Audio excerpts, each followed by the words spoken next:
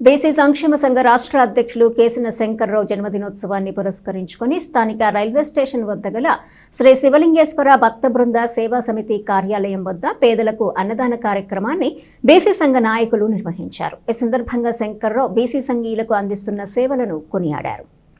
వెనుకబడిన తరగతులైన బీసీ కులాల అభ్యున్నతికి నిరంతరం కృషి చేస్తున్న రాష్ట్ర బీసీ సంక్షేమ సంఘం అధ్యక్షులు కేసన శంకర్రావు జన్మదినోత్సవాన్ని స్థానిక రైల్వే స్టేషన్ వద్ద తెనాలి నియోజకవర్గ బీసీ సంక్షేమ సంఘం ఆధ్వర్యంలో ఘనంగా నిర్వహించారు. ఈ సందర్భంగా ప్రత్యేకంగా ఏర్పాటు చేసిన బర్త్డే కేక్ను కట్ చేసి కేసన శంకర్రావుకు శుభాకాంక్షలు తెలిపారు.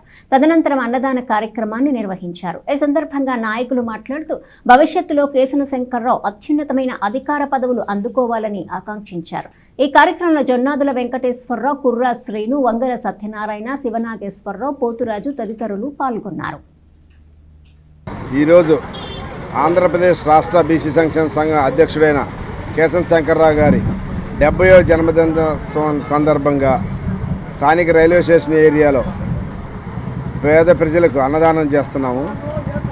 70 సంవత్సరాలు వచ్చిన కేసన శంకర్రావు గారు నిండు నూరేళ్లు ఆయురారోగ్యాలతో ఉండి బీసీ సమస్యల మీద పోరాడుతూ బీసీల తరపున చట్టసభల్లో వాదించడానికి ఎమ్మెల్సీగా ఆంధ్రప్రదేశ్ ప్రభుత్వం గుర్తించి వారికి ఎమ్మెల్సీ పదవి ఇచ్చి బీసీల తరపున వాయిస్ ఇచ్చి ఇంకా బీసీలకి రిజర్వేషన్స్ ఫెసిలిటీస్ కల్పించే విధంగా బీసీ సంఘీయులందరూ కోరుతున్నారు.